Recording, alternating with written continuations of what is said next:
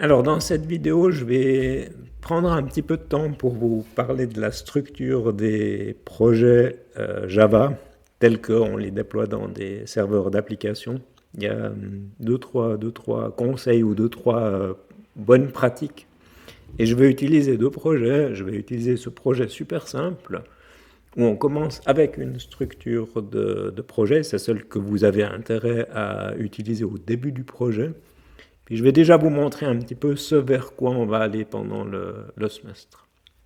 Donc regardez cette vidéo si vous découvrez la plateforme, ce qui va être le cas pour beaucoup de monde, et notamment pour le travail que vous allez faire à la suite de la session de demain pour vraiment faire le résultat final. Donc quand on prend le projet, on a un fichier SRC. Ici, vous voyez qu'il n'y a pas encore de dossier de test. J'ai ici juste du code de production, il n'y a pas de test unitaire. Ça, c'est une des choses qu'on va voir dans l'autre structure de projet. C'est un projet Maven, hein, donc c'est un dossier main, il y a un fichier Java. Mais on voit qu'il y a deux choses. Il y a le fichier Java, qui contient le code exécutable et notamment les servlets. Et puis après, il y a la partie web app où on va avoir toutes les vues de notre application web. Donc toutes les pages JSP vont être dans ce dossier. Et on trouve aussi ce web XML qu'on a vu dans la vidéo précédente, qui est l'ancienne façon de configurer le routing entre les URL et des servlets, plus d'autres aspects d'une application web. Donc là, je l'ai inclus plus par référence pour que vous sachiez que ça existe. Mais c'est vrai que maintenant, assez souvent, on va plutôt travailler avec des annotations. C'est devenu la façon standard de faire les choses. Vous voyez que dans Web App, il y a ce dossier WebInf. Ça, c'est quelque chose qui est spécifié dans la norme de la Servlet API. Et il y a une règle qui dit que depuis l'extérieur, quand on envoie des requêtes HTTP vers le serveur, on ne met pas WebInf et tout ce qui est à l'intérieur ne peut pas être accédé directement depuis l'extérieur. Donc généralement, ce qu'on fait, c'est que nos vues, nos pages JSP, on les met à l'intérieur de ce dossier. Comme ça, on empêche de parler directement à la vue, ce qui serait possible, puisque index JSP, ici, je l'ai mis en dehors de WebInf. Donc je peux, depuis l'extérieur, parler à WebInf, et c'est notre page de welcome.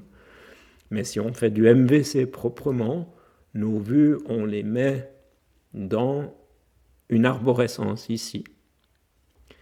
Et puis, ça donne la possibilité, ça oblige de passer par un servlet, qui est le contrôleur, qui lui va choisir la bonne vue et faire la redirection. Ça évite aussi d'exposer des vues qui sont partiellement remplies et qui de toute façon ne fonctionneraient pas. Donc ça, c'est vraiment une bonne pratique. Vos vues, vous les mettez à l'intérieur du dossier WebInf. Et si vous regardez les exemples que je donne, chaque fois qu'on utilise le request dispatcher, on va retrouver /webinf, /pages. Pages, ça c'est une convention que moi j'ai utilisée. C'est pas forcément obligatoire de l'utiliser.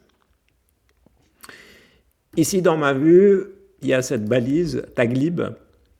Là, c'est un mécanisme de la norme JSP où on peut enrichir le fonctionnement des pages JSP en utilisant des balises spéciales. Et on avait anciennement la possibilité de faire des librairies de balises. Aujourd'hui, ça se fait plus beaucoup parce qu'on n'utilise plus beaucoup les pages JSP. Souvent maintenant, on utilise d'autres moteurs de templates, mais qui fonctionnent plus ou moins de la même manière. L'idée, c'est toujours, j'ai une syntaxe pour pouvoir travailler sur un modèle et faire la fusion entre du markup HTML et des données. Donc ici, je décide d'utiliser la taglib JSTL, qui est aussi quelque chose qui est spécifié dans Java EE. Et puis je dis, je vais utiliser le préfixe C, et c'est pour ça que toutes ces balises ici, elles sont fournies par cette implémentation. Cette URL ici, elle est importante, Et de temps en temps, sur Internet, on trouve des exemples où une autre URL est utilisée. Et du coup, on peut avoir des erreurs un peu sournoises avec des messages d'erreur qui ne sont pas forcément explicites. Donc, faites attention à cette URL ici. On avait déjà parlé de l'utilisation du modèle dans l'autre vidéo, donc je vais pas y revenir. Ici, c'est tout simple, hein, j'ai une page, j'ai pas de CSS, j'ai pas d'image, puis du coup, j'ai du contenu qui est assez court. Ce que vous allez voir, c'est que si vous faites les pages de votre application, vous allez intégrer des CSS, donc il y a toujours au début de la page HTML pas mal de lignes, puis vous allez avoir une barre de navigation, vous allez avoir un pied de page. On pourrait répéter ce code dans chaque page JSP, mais ce serait un peu pénible et ça ne faciliterait pas la maintenance et la lecture. Autre chose, si vous avez une page complète, imaginez la page qui affiche la liste de toutes les questions dans votre clone de Stack Overflow. Le bloc qui affiche une question, c'est un bloc qui va être assez riche. Il va y avoir pas mal de lignes HTML qui décrivent ça. Donc, être capable d'avoir ça dans son fichier propre, au lieu d'avoir ça dans toute la page, ça permet d'avoir quelque chose qui est plus petit et donc qui est plus facile à exploiter. Ça va être quelque chose que je vais répéter pendant le semestre pour avoir du code qui est agréable à naviguer, qui est facile à lire, à comprendre et à maintenir. C'est toujours bien de splitter les choses. Et puis dès que quelque chose commence à devenir un peu trop gros, de le séparer en plusieurs fichiers qui vont être composables et réutilisables. Donc là, je vais basculer sur l'autre projet, qui d'ailleurs n'est pas un projet qui est terminé, hein, c'est quelque chose que je construis aussi pendant le semestre. Mais si je vais dans le dossier web app, par rapport à ce qu'on a vu avant, vous voyez qu'ici il y a ce dossier assets. J'ai utilisé un template HTML qui vient avec des CSS, donc tout ce contenu statique, je le mets directement dans web app. C'est pas dans web app parce que je veux que ça soit accessible directement depuis le navigateur. Je n'ai pas envie de passer par un contrôleur. Dans web app, ici, je n'ai pas appelé ça pages, mais j'ai appelé ça views. Et puis, vous voyez que ici, j'ai une page JSP par page de l'écran, et puis par page de l'application. Et j'ai aussi ici ce dossier fragment. Fragment, c'est un nom arbitraire, c'est moi qui l'ai choisi, vous pouvez utiliser ce que vous voulez, mais l'idée c'est de dire, c'est des blocs de markup que je vais pouvoir réutiliser. Et donc, d'abord, ça évite de répéter du code dans différentes pages. L'entête va toujours être la même, je n'ai pas envie d'avoir ce code qui est répété. Et puis l'autre chose, c'est qu'avec question, par exemple, vous voyez, ça c'est le code HTML qui affiche une question dans ma page. C'est déjà quelque chose qui est relativement conséquent. Donc si ce code HTML est perdu au milieu de cette page, qui elle du coup devient aussi relativement petite, mais si on a tout à coup du code HTML où on a 7-8 pages à scroller, puis qu'on veut aller maintenir les choses, c'est assez pénible. Donc ici, ce que j'ai exploité, c'est ce mécanisme des pages JSP où je peux faire un include. Je lui donne le chemin d'accès vers la page JSP, vers le fragment. Et au moment où le serveur d'application va traiter les pages JSP, derrière les décors, en fait, quand on a des pages JSP, le serveur d'application va générer des servlets qui font le boulot de la page JSP. Donc, au moment de la transformation des pages JSP en servlet, il y a du code Java qui est généré, la fusion entre les différents composants, entre les inclusions ici, va être faite. Donc, si je prends mes différentes pages, à chaque fois, on voit que j'inclus l'entête, qui est l'entête HTML avec le head, avec les liens pour inclure les CSS et les autres assets. Vous voyez que dans mon entête, ici, j'utilise $PageTitle, qui est une partie du modèle qui est fourni à la vue. Et du coup, ça me permet d'avoir un fragment qui est réutilisable, mais dans lequel je peux injecter des parties variables. Donc ça, c'est quelque chose qui est assez intéressant. Il y a une règle générale dans les bonnes pratiques de développement qui dit à partir de quel moment on découpe une méthode en plusieurs méthodes ou une classe en plusieurs classes. Et puis il y a cette règle d'un écran. Si le code qui m'intéresse fait à peu près un écran, que je ne suis pas obligé de trop scroller, c'est que c'est probablement la bonne taille. Ça veut dire que c'est quelque chose que j'arrive à bien appréhender, à bien manipuler. Et puis, le truc, c'est que ça évolue. Donc, vous démarrez peut-être avec quelque chose qui est dans un fichier, puis dès que ça commence à grandir, vous refactorez et vous modifiez.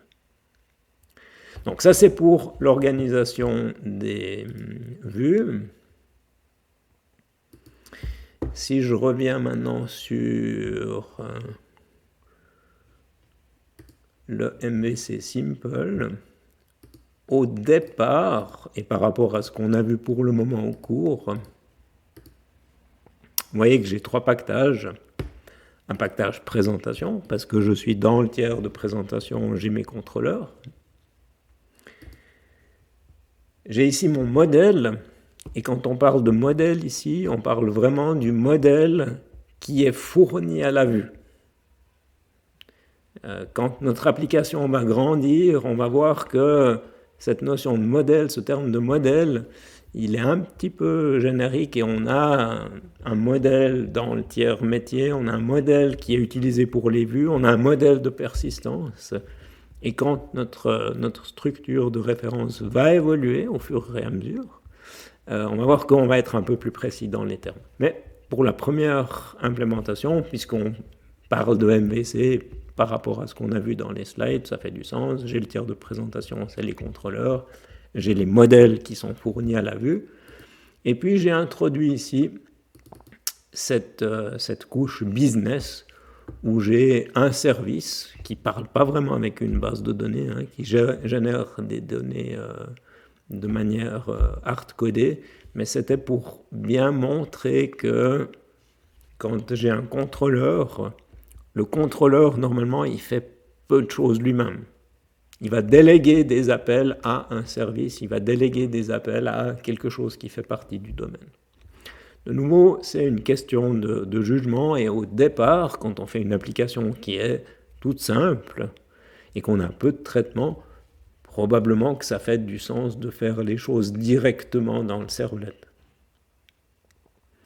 C'est de nouveau quand votre servlet va devenir grand, donc que vous allez avoir beaucoup de lignes de code, ou que vous commencez à dupliquer du code, que vous allez vous dire, je vais extraire ce code, je vais en faire quelque chose qui est séparé, réutilisable, plus facile à lire, plus facile à réutiliser.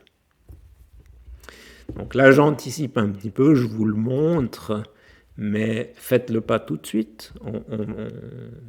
On fera ça plus tard sur votre projet quand il aura grandi. Mais si je viens sur démo, dans l'architecture qu'on est en train de construire et qui sera probablement encore différente à la fin du semestre, vous voyez que ici j'ai ce dossier web. J'expliquerai un autre jour pourquoi j'ai mis ça dans infrastructure et pas dans présentation. Et puis vous voyez que ici j'ai organisé mon code dans différents dossiers.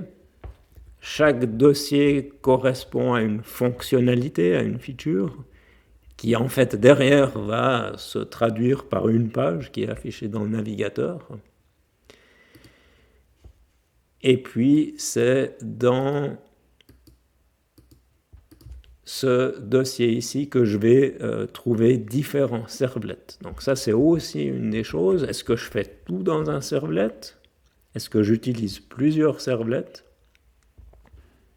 Même chose, peut-être qu'au départ, on commence avec un servlet qui fait beaucoup de choses, puis après, on va séparer. Donc, dans cette architecture de référence, j'ai vraiment fait exprès de bien séparer les choses.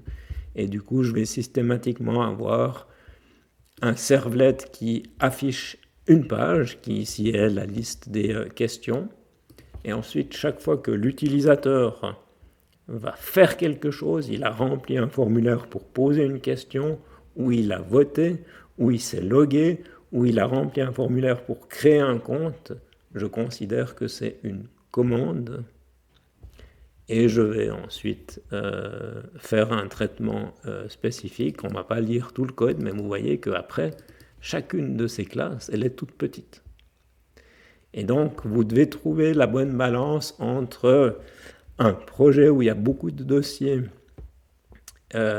et où du coup la navigation à l'intérieur des paquetages, elle est peut-être un peu plus ardue, mais c'est pour ça que c'est important de donner des noms qui sont cohérents. C'est aussi possible d'utiliser les mécanismes de MOOC-Park et de navigation offerts par l'IDE, mais en termes de maintenance et de savoir quelle partie de code modifier, c'est assez agréable.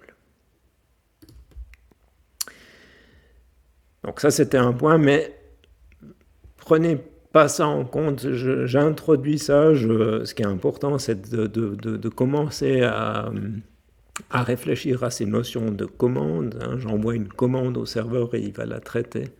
Mais on va faire les choses au fur et à mesure. Donc pour le moment, commencez avec la structure qui est définie dans MVC Simple. Utilisez ce qui est suffisant pour faire ce qu'on vous demande de faire.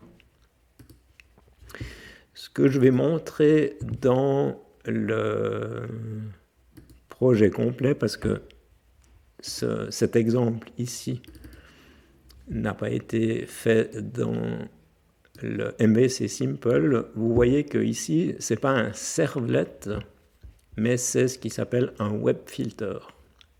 Alors, dans les transparents du cours, sur la dernière partie des slides qui parlent du modèle MVC, on parle aussi du pattern Pipes and Filters.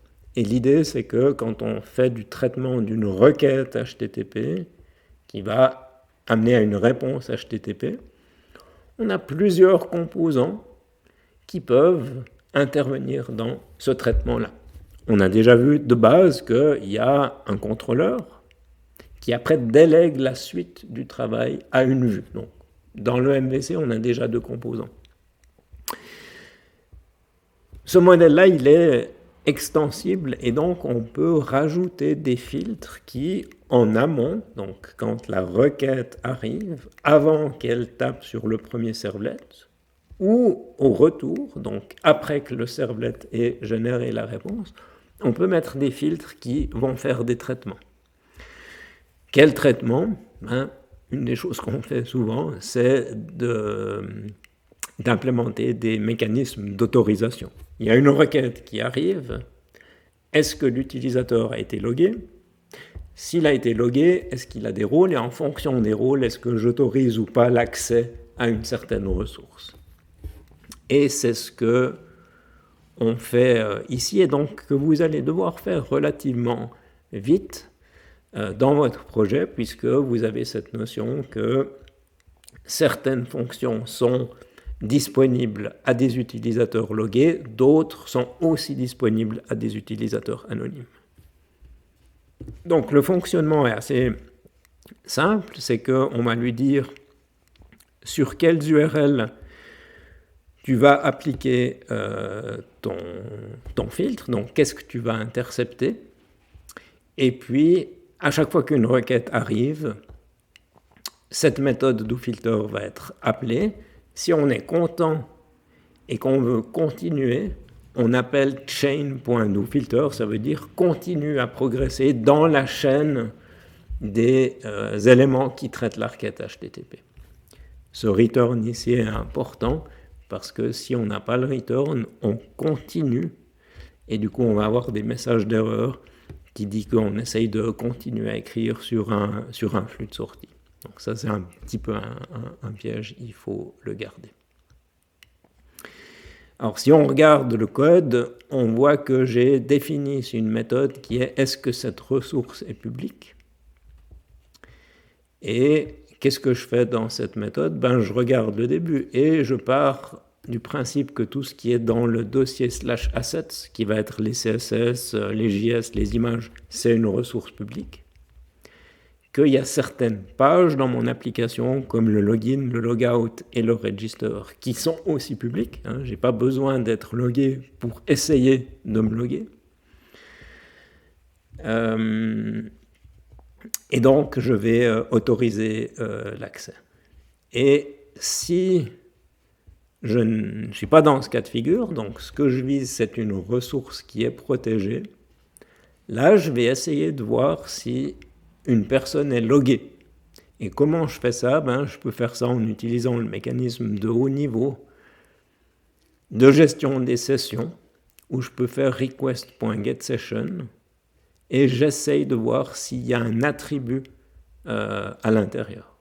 Cet attribut, ça aura été fait, ça aura été populé par le servlet qui traite la commande de login d'un utilisateur.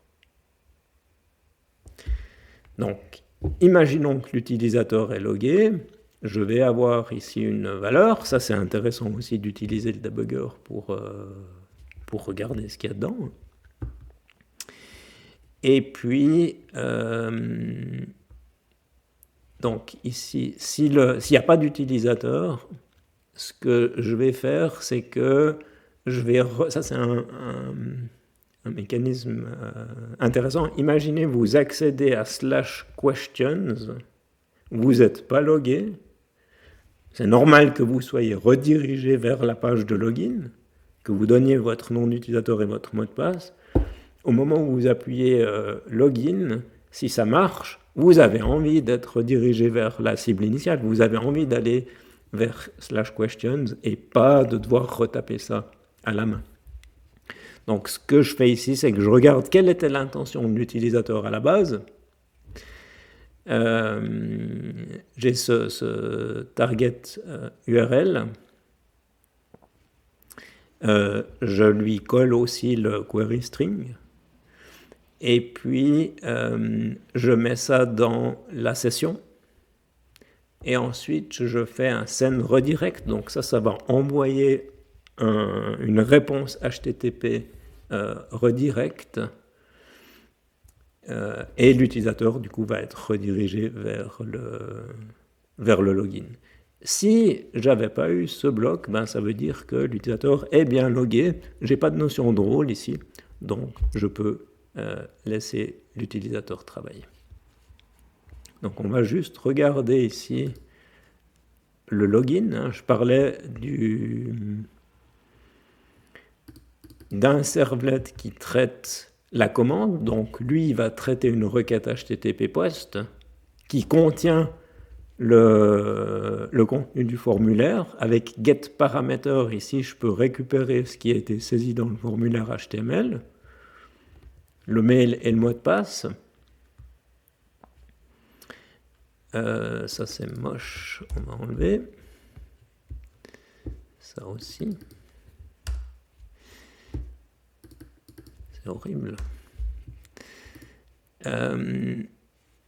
Ça, je ne vais pas le décrire tout de suite, mais on s'appuie sur un service pour loguer. Mais ce que je disais avant, c'est qu'avec request get session set attribute, là, je vais pouvoir mettre l'utilisateur courant qui a réussi à se loguer dans la session. Donc la prochaine fois que je vais passer dans le filtre, j'aurai le feu vert et je pourrai continuer. Et puis, ce que je fais ici, je récupère dans la session la target URL qui avait été sautée au moment où je m'étais fait bloquer. Et du coup, je peux faire un send redirect vers cette page. Vous voyez, si vous lisez ça, je dis que s'il n'y avait pas de target URL, par défaut, je vais vers ma page questions qui affiche la liste des questions posées sur le site. Voilà. Alors ça, je pense que je vais m'arrêter ici parce que ça commence à être un peu long. La dernière chose que je mentionne brièvement, vous voyez, si vous avez regardé, vous voyez que assez souvent j'utilise cette syntaxe, c'est le builder pattern. C'est quelque chose qui est fourni par Lombok et ça permet ici de construire les objets en utilisant ce style d'API qui est assez lisible plutôt que d'avoir un constructeur avec beaucoup d'arguments sur une ligne. On peut ici setter les choses et si je viens dans ma couche application où j'ai défini mes commandes, vous voyez que ça se fait uniquement avec le @builder ici. Et ça donne la possibilité ici de créer ces commandes. Donc prenez l'habitude, on a beaucoup utilisé Lombok l'année passée dans Rez, donc depuis le début, utilisez Lombok et puis quand vous créez vos objets, utilisez ces annotations. Ça vaut la peine, ça rend le code plus facile à lire. Voilà.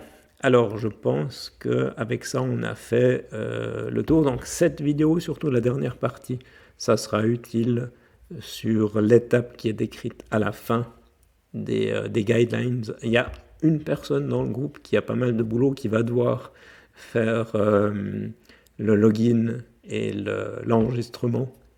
Mais en utilisant ces instructions, ça devrait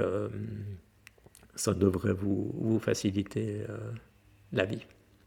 Voilà.